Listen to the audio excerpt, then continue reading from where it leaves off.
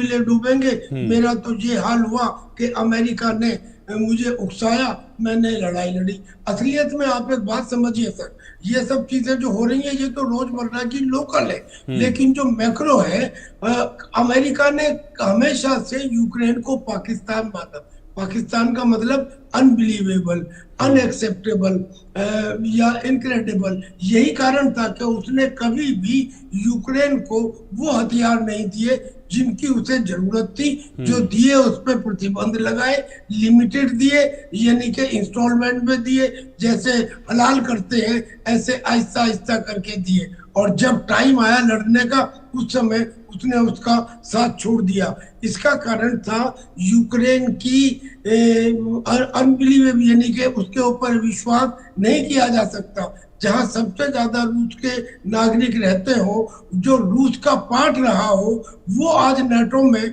अगर घुसने की कोशिश कर रहा है तो ये यकीनन ये आदमी यकीन के काबिल नहीं है। और हम्म। इसीलिए चूंकि यकीन के काबिल नहीं है तो रशिया के आदमी को हटा के इसको बनाया गया था कि इसे उकसा के लड़वाया जा सकता है। अमेरिका ने ये लड़ाई शुरू करवाई थी।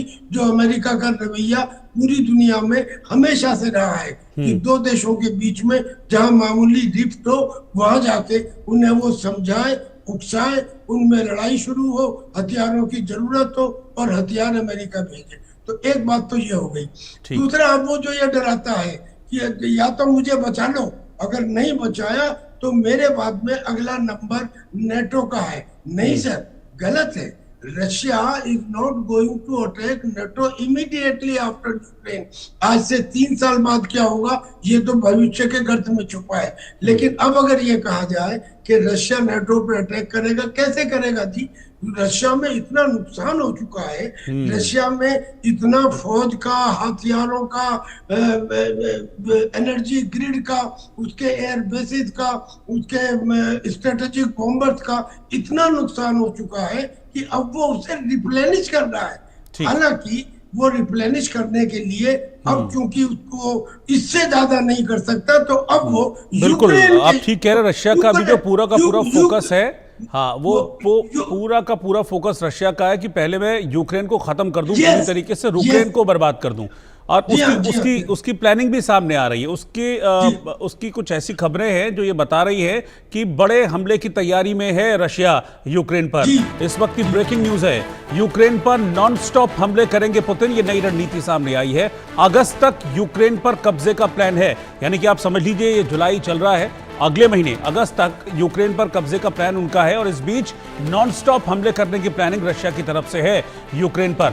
अग्रिम मोर्चे पर भी रूस को सफलता मिली है। लंबी लड़ाई की वजह से यूक्रेनी सेना भी थकी हुई है। रशिया के अटैक्स के बाद से हम देख भी रहे हैं कि रशिया जिस तरीके से हमले कर रहा है उसने हमलों की इंटेंसिटी को बढ़ा दिया है। ग्राउंड ऑपरेशंस की खबरें भी सामने आ रही है। सुमी पर कब्जे की खबर भी सामने आ रही है कि सुमी को भी पूरी तरह से रशिया ने इस वक्त घेरा हुआ है 50,000 से ज्यादा सैनिकों ने। और आप देख रहे हैं तस्वीरें कैसे बम गोले रशिया की तरफ से यूक्रेन पर बरसाए जा रहे हैं। यानी कि पूरा का पूरा प्लान यही है, फोकस यही है प्लान कि अब यूक्रेन को पूरी तरह से खत्म किया जाए, बाकी के दुश्मनों से बाद में निपटा जाएगा। तो यूक्रेन पर बड़े हमले की तैयारी में है इस वक्त रशिया। और खबर यह है कि नॉनस्टॉप हमले करने की तैयारी में है पुतिन।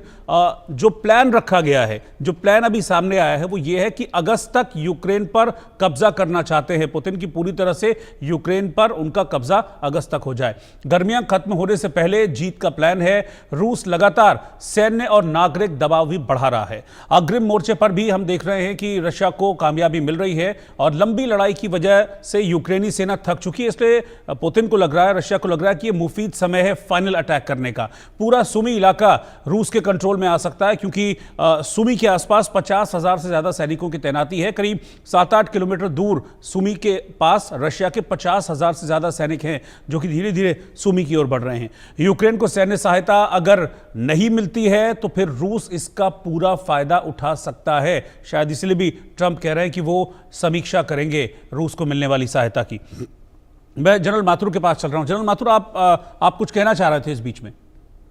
मैं यही कह रहा था, देखिए मैं भी जो कल त्यागी ने कहा है वही मैं भी कह रहा था। हाँ। मैंने यूं कहा था कि वो नाटो पे हमला नहीं करेगा, लेकिन मैं ये बता रहा था कि जो ज़ेलेंस्की का स्टांस है वो किस लॉजिक से नाटो से और यूएस से असिस्टेंस मांग रहा है, वो लोगों को ये कन्विंस करने की कोशिश कर रहा है कि रूस आगे हमले करेगा, रूस अपना सोवियत ग्लोरी वापस लाने की कोशिश करेगा, इसलिए आप मेरी मदद करें। तो मेरा ये मान, मैं भी ये भी इस बात से मैं पूरी तरह सहमत हूं उनसे कि रूस जो है वो नाटो पर कम से कम निकट भविष्य में हमले करने वाला नहीं है। ना केवल नाटो पर, मैं तो एक कदम और आगे जाके आपको बताता हूं कि वो पूरे यूक्रेन पर हमला करने में भी और पूरे यूक्रेन पर कब्जा करने में भी उसका उतना इंटरेस्ट नहीं है। आज जो उसके वो जो चाहते हैं रशियंस, वो ये चाहते हैं कि जो उनका जो एरिया ऑफ इंटरेस्ट है, पूरा डॉनबास का इलाका, उसके नॉर्थ में सुम्मी खार्किव और उसके साउथ वेस्ट में ओडेसा, इस इलाके पर वो कब्जा करें। पहली बात मनूवर वॉरफेयर के साथ, मतलब अपने ट्रूप्स को फिजिकली ऑन ग्राउंड भेज करके इस पर फिजिकल कब्जा और कंट्रोल करेंगे, पहली बात।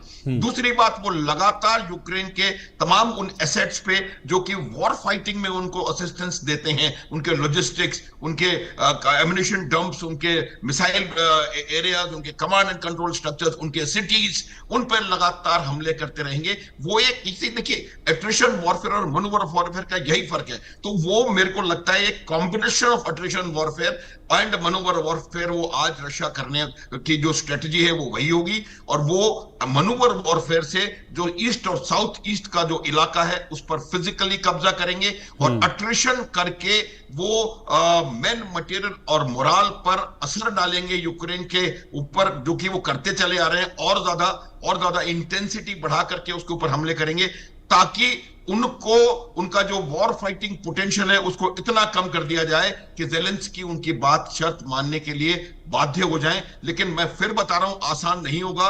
रूस ने जब लड़ाई शुरू करी थी तब भी उन्होंने यही सोचा था कि 1 महीने 2 महीने में हम खत्म कर देंगे। 3 साल तो हो चुके हैं और ये चौथा समर ऑफेंसिव मुझे लगता है जिसकी वो बात कर रहे हैं। तो इतना आसान नहीं होगा, लेकिन उनका मकसद यही है कि किसी भी प्रकार से क्रिमिया को अपने पास रखें, जो कि उनके पास ऑलरेडी है। पूरे डॉनबास के इलाके को अपने पास वो कंट्रोल में, कब्जे में रखेंगे, फिजिकल कब्जे में, कंट्रोल नहीं फिजिकल कब्जे में। और उसके अलावा सुम्मी खार्किव और ओडेसा, इनके ऊपर कंट्रोल कर जमाने की कोशिश करेंगे। फिर इसको वो जो इनका ट्रांसनिस्ट्रिया का जो मोल्डोवा के पास इनकी वहां पे उसके साथ लिंकअप करेंगे, ताकि वो पूरा एक नॉन स्टॉप एक बड़ा जबरदस्त बफर जोन उनके पास बन जाएगा। तो ये बात बिल्कुल साफ है कि रशिया पूरी कोशिश करेगा। अब जहां तक सवाल न्यूक्लियर ऑप्शन का है, देखिए अमेरिका न्यूक्लियर ऑप्शन 1945 में कर सका, वो इसलिए क्योंकि किसी और देश के पास न्यूक्लियर हथियार उस समय पर थे नहीं। अगर होते तो शायद वो न्यूक्लियर अटैक भी, शायद, मैं पक्का नहीं खुद कह रहा हूं, शायद वो न्यूक्लियर अटैक भी नहीं होता। तो न्यूक्लियर ऑप्शन एक्सरसाइज करना आसान नहीं होगा। और मुझे लगता है कि न्यूक्लियर वेपन्स जो हैं वो डेटरेंस है। Nuclear weapons, APJ Abdul Kalam ने कहा था कि nuclear weapon is a weapon of peace and not a weapon of war. तो ये ऑप्शन एक्सरसाइज करना उनको, मुझे लगता नहीं कि कोई संभावना अभी निकट भविष्य में है।